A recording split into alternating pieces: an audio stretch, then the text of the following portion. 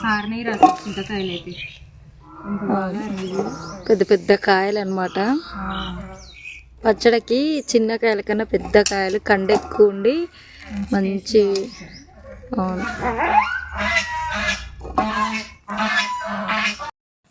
అక్క, ఎన్ని కేజీలు తెచ్చారు చింతకాయలు?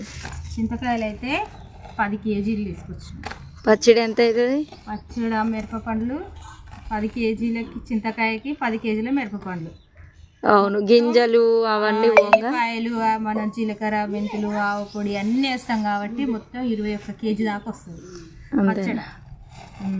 అందుకనే ఇంకా చూడండి ఫ్రెండ్స్, ఎంత బాగా ఆరినాయో, తడి లేకుండా చాలా బాగా ఆరినాయి. అసలుకి ఆరకపోతే ఖరాబ్ అవుతుంది పచ్చడి. పచ్చడి ఖరాబ్ అవుతుంది అని మంచిగా నీట్గా కడిగి పెట్టి ఇప్పుడైతే ఇక దంచడం అయితే స్టార్ట్ చేయాలి. ఇక పచ్చడి తొక్కడం.